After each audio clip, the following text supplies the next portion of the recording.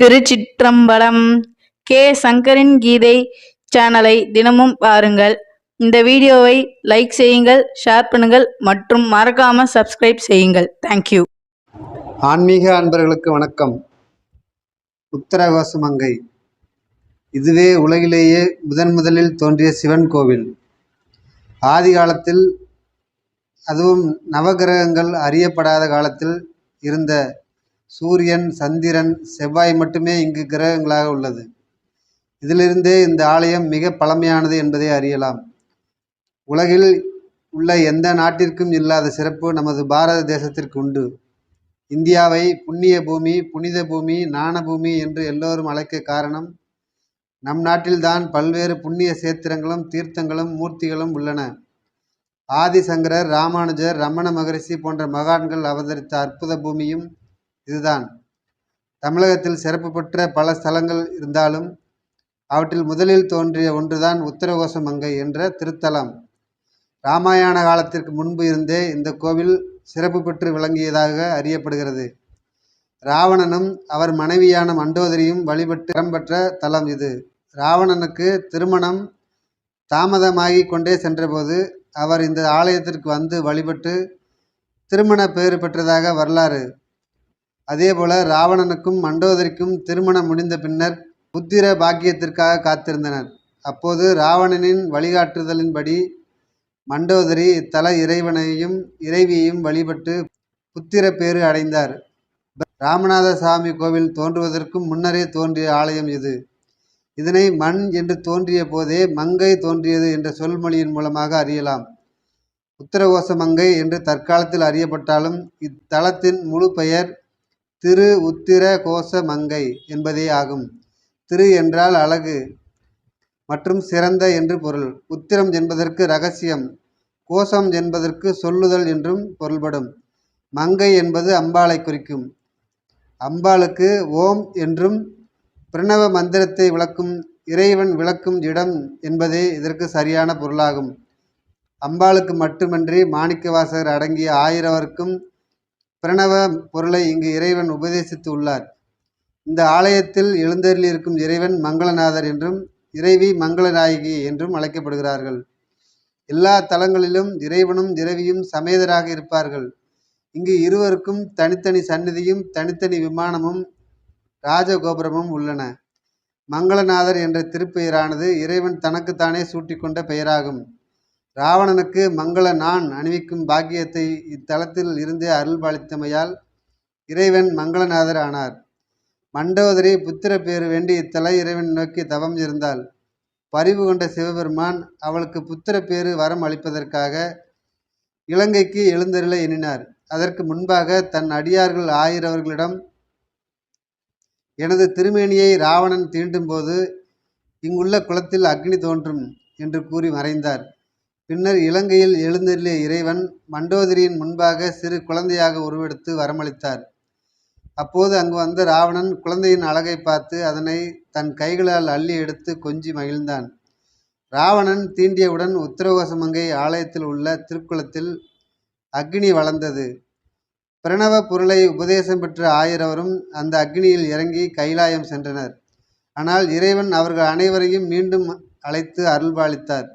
இந்த 1000 இந்த ஆலயத்தில் உள்ள இறைவனோடு கலந்து விட்டனர். அதனை இங்குள்ள சகசரலிங்கத்தில் காணலாம். திருக்கோவில் குளத்தின் கரையில் வேதகாம சுவடிகளுடன் கோவில் கொண்டுள்ள மாணிக்கவாசகர் தனி சந்நிதியில் வீற்றிருந்து அருள்பாலிக்கிறார். முற்காலத்தில் இந்த பகுதி இலந்தை மரங்கள் நிறைந்த காடாக இருந்தது. ஆலயத்தின் தல விருட்சமும் இந்த இலந்தை மரம்தான். இங்குள்ள இலந்தை மரம் 1500 ஆண்டுகள் மிக பழமையானது. இங்குள்ள இலந்தை மரம் பல நூற்றாண்டை கடந்தது என்றும் கூறுகிறார்கள். இந்த ஆலயம் முற்புறவி பாபங்கள், சாப விமோசனங்கள், ஜாதகத்தில் உள்ள தோஷங்களை போக்கும் தலமாகும்.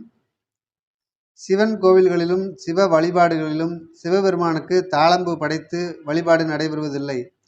ஆனால் இந்த ஆலயத்தில் மட்டும் சிவபெருமானுக்கு தாளம்பூவை கொண்டு பூஜிக்கப்படுகிறது.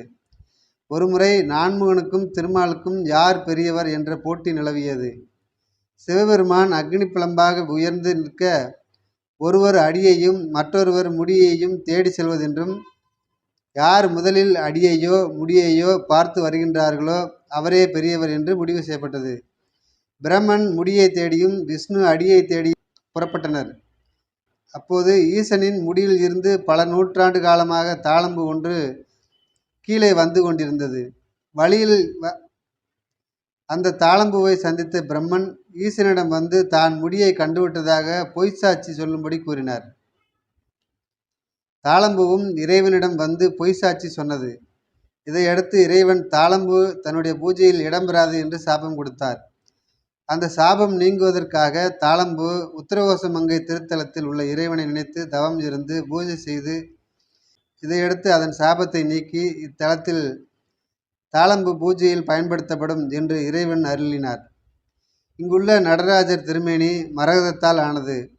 இந்த மரகத திருமேனியை மார்கழி மாதம் நடைபெறும் ஆருத்ரா தரிசனத்தின் போது மட்டுமே காண முடியும். மற்றபடி வருடம் முழுவதும் இந்த நடராஜர் சந்தன காப்பு அலங்காரத்திலே காட்சியளிப்பார்.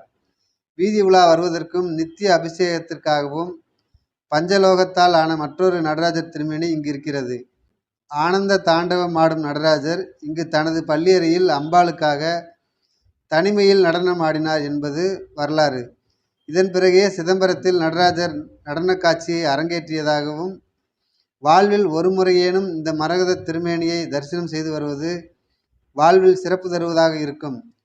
முன்னோர் சாபம், திருமண தடை, குழந்தை பேறு இல்லாமை, கல்வியில் தடை, வெளிநாட்டு பயணத்தில் தாமதம் போன்ற இடையூறுகளிலிருந்து விடுபட இத்தலை இறைவன் வழிவகை செய்கிறார்.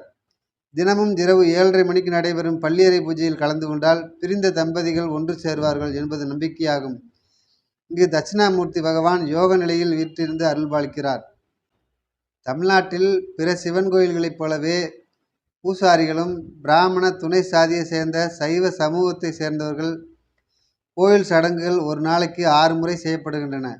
காலை 5:30 மணிக்கு உசத்காலம், காலை 8 மணிக்கு கலசந்தி, காலை 10 மணிக்கு உச்சகாலம், மாலை 5 மணிக்கு சாயரட்சை, மாலை 7 மணிக்கு 2ஆம் கலம், இரவு 8 மணிக்கு அர்த்த ஜாமம் என ஒவ்வொரு சடங்கும் 4 படிகளை கொண்டுள்ளது. அபிஷேகம், அலங்காரம், நைவேத்தியம், நாதஸ்வரம் மற்றும் பூசாரிகளால் வாசிக்கப்படும் வேதங்களில் உள்ள மத வழிமுறைகள் புனித நூல்களின்படி பின்பற்றப்படுகிறது. சோமவாரம் மற்றும் சுக்கிரவாரம் சடங்கு, வாராந்திர சடங்குகள், பிரதோஷம் போன்ற 2 வார சடங்குகள், அமாவாசை, கிருத்திகை, பௌர்ணமி, சதுர்த்தி போன்ற மாதாந்திர விழாக்கள் உள்ளன. தமிழ் மாதமான சித்திரையில் திருக்கல்யாண வைபவம், வைகாசியில் 10 நாள் சிவ உற்சவம், ஐப்பசி திருநாளில் அன்னாபிஷேகம், மாசியில் சிவராத்திரி, மார்கழியில் திருவாதிரை திருவிழா வெகு சிறப்பாக இங்கு நடைபெறுகிறது. இந்த கோயிலில் பல முக்கியமான மத பொருட்கள் உள்ளன. அவற்றில் சுயமாக உருவாக்கப்பட்ட ஒரு லிங்கம், சிவனின் புனித காளையான நந்தியின் 2 சிலைகள் உள்ளன. 1000 ரிஷிகளின் மரியாதையை குறிக்கும் 1000 செதுக்கப்பட்ட லிங்கங்களை கொண்ட ஒரு சகஸ்ர லிங்கம். அவரது அண்ட நடன வடிவமான நடராஜர் சிவனின் 6 அடி உயர மரகத சிலை. இது தனித்துவமாக மரகதத்தால் ஆனது மற்றும் இந்த மரகத சிலையானது ஆண்டு முழுவதும் சந்தன குழம்பால் மூடப்பட்டிருக்கும். ஆருத்ரா தினத்திற்கு முந்தைய நாள் பசை அகற்றப்பட்டு சிலை பொதுமக்களுக்கு வெளிப்படுத்தப்படுகிறது. 9ஆம் நூற்றாண்டு துறவி மாணிக்க வாசகர் மற்றும் 15ஆம் நூற்றாண்டு துறவி அருணகிரிநாதர் ஆகியோர்களால் பாடல் பெற்ற தலம். வேறு தேவார திருமுறைகள் பாடல்கள் பாடப்படவில்லை.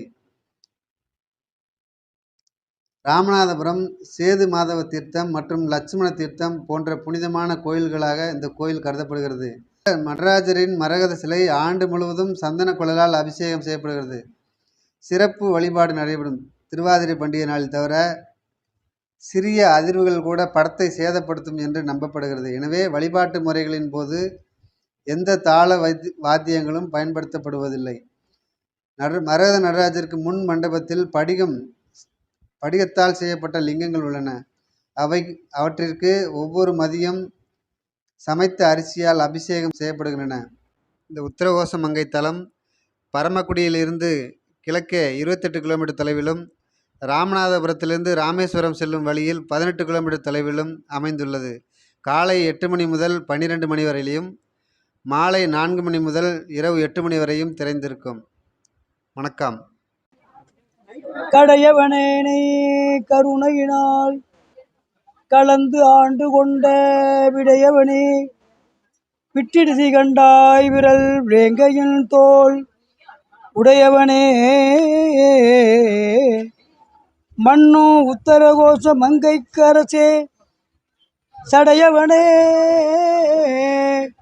தளர்ந்தேன் மண்ணும் உத்தரகோச மங்கைக்கு அரசே தளர்ந்தேன் சடையவனே தளர்ந்தேன் விரல் வேங்கையின் தோல் உடையவனே தளர்ந்தேன் எம்பிரான் என்னை தாங்கி கொள்ளேன் ஏசினும் யான் உன்னை ஏத்தினும் ஏசினும் யான் உன்னை ஏத்தினும் என் விலைக்கே குலைந்து ஏசினும் யான் உன்னை ஏத்தினும் என் விலைக்கே குலைந்து வேசருவேனை விடுதி கண்டாய் வேசருவேனை விடுதி கண்டாய் செம்பவள வெற்பின் செம்பவனே வேணை விடுதி கண்டாய் செம்பவனே வெற்பில் தேசுடையாய் என்னை ஆளுடையாய் சிற்றிவிற்கு இறங்கி ஆய்ச்சின ஆழமுண்டாய் அமுது உண்ண கடையவனே கடையவனே.